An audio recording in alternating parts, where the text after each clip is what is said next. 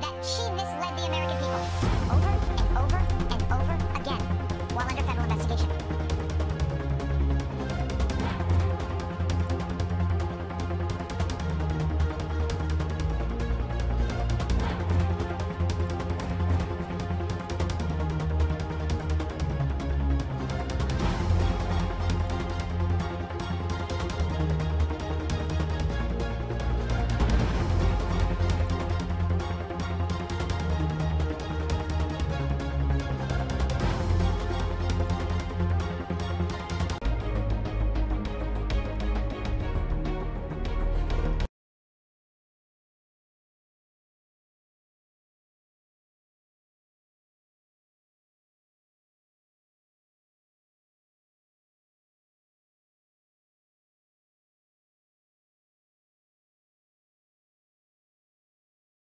While police departments in several U.S. cities are dealing with these protests, the country today turned its attention to Dallas, Texas, and a key moment for President Obama. For 7.5 years, our nation's first black president has found himself at the epicenter of the stories involving race and justice in America, at times in part based on his own words, such as suggesting wrongly early on in his presidency that police acted stupidly by arresting a prominent black Harvard professor following a confrontation at that professor's home. You may recall that resulted in the so-called beer summit between the president, Vice President Biden, Professor Henry Louis Gates, the man who had been confronted by police, and Cambridge Police Sergeant James Crowley. Then there was President Obama's decision to insert himself into the controversy surrounding the fatal shooting of Trayvon Martin in Florida, saying, quote, "If I had a son, he'd look like Trayvon." 2 years later, the president would inject his administration again into a legal matter, the shooting case involving Michael Brown and police officer Darren Wilson in Ferguson, Missouri, sending in his Justice Department and dozens of FBI agents, even enlisting the help of the fiery activist Reverend Al Sharpton, who helped perpetuate the story that Michael Brown, who was black, died with his hands up begging for his life, a story that turned out to be a blatant lie, which Al Sharpton refuses to admit to this day. Then 5 days ago, 5 police officers were gunned down by a madman who not only hated cops, but specifically said he wanted to target white cops. And at the memorial service for those fallen officers today, President Obama again stepped into the breach. Race relations have improved dramatically in my lifetime. Those who deny it are dishonoring the struggles that helped us achieve that progress. But we know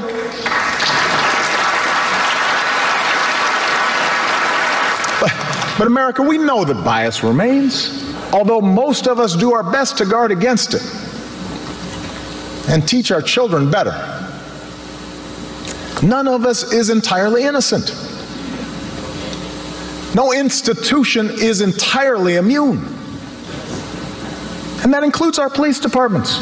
As a society, we choose to underinvest in decent schools. We allow poverty to fester so that entire neighborhoods offer no prospect for gainful employment. We flood communities with so many guns that it is easier for a teenager to buy a Glock than get his hands on a computer or even a book.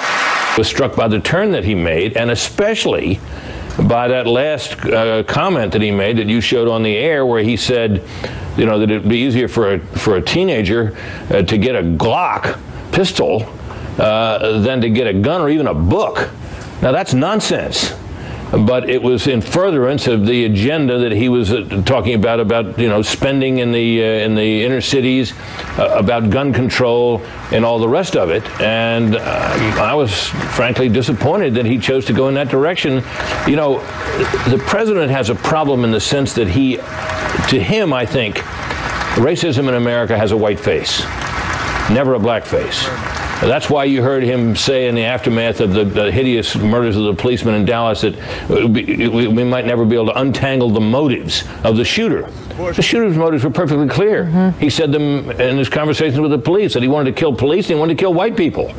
I'm not saying the president would deny that that's what he said, but the president's reaction to it suggests that he glosses over these sorts of things. The same way, Megan, that when it comes to the hideous violence against blacks, black-on-black violence in cities like Chicago and Baltimore and others, the president has been virtually silent on that issue, though far more black lives are lost in that way than are ever lost to incidents involving police shootings. All lives matter is actually a violent statement, because the only time that people say all lives matter is in opposition to Black Lives Matter. And it's the most violent statement of love that you can do. It's like on this side, and that's happening. This side, we're coming over to this other side, and there was a firework that's being thrown at the police. Wow! Big firework just popped off. People are very upset out here. The police are surrounded as well.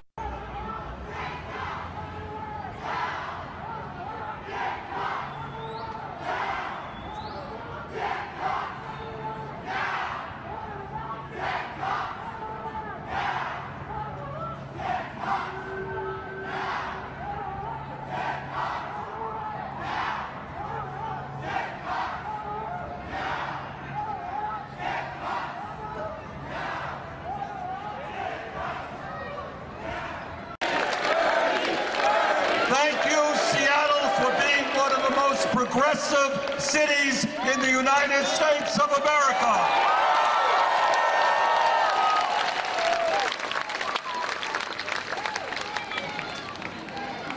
Ask him.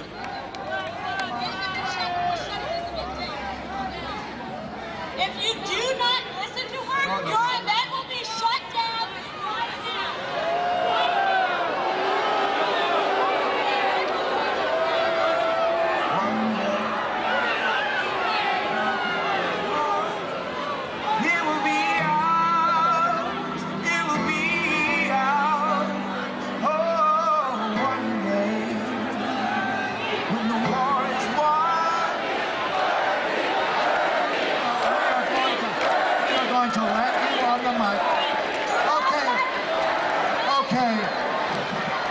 So we are trying to be reasonable. We are trying to be reasonable. We are trying to be reasonable. We are trying. We're going to give you, we're going to let you on the mic. We are going to give you the mic. Well, after Senator Sanders. After Senator Sanders. After Senator Sanders. After Senator Sanders. After Senator Sanders. Okay. All right. All right. All right.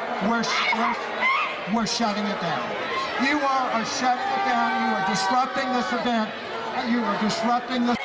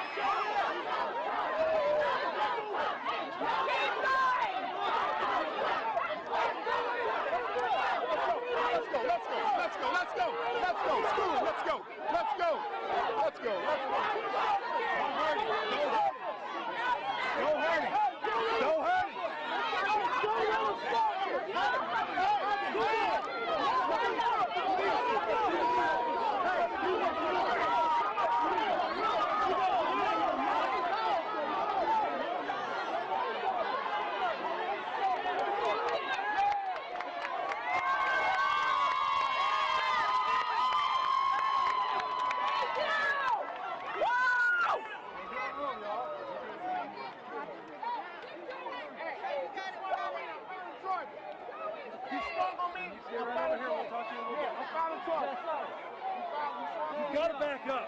You gotta back up. Hey, back up. Just do what they ask you to do. But I was assaulted by that man. Hey, I was assaulted by that man. Yeah, he hit me. I'm filing charges.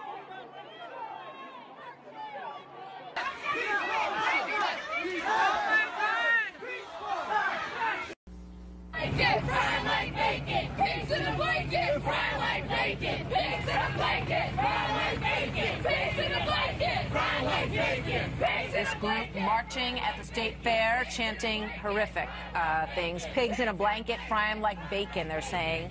Casey Stiegel's live in Houston. From this suspect.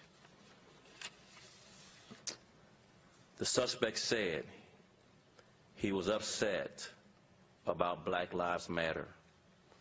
He said he was upset about the recent police shootings. The suspect said he was upset at white people. The suspect stated he wanted to kill white people, especially white officers. The suspect stated we will eventually find the IEDs.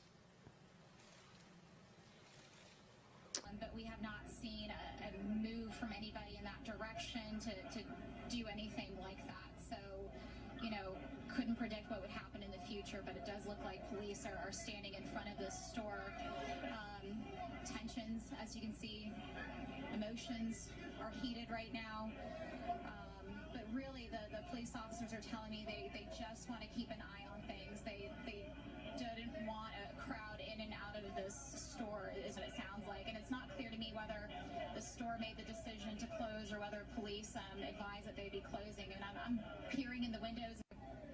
Deanna, have you had a chance to talk to any of these folks? I mean, are they a lot just truly waiting for a ride? Are they gathering because, you know, lots of people are talking about what happened tonight, so maybe they're just looking for other people to share their message with. But then you also see people really excited in the back of the shot. Flexing.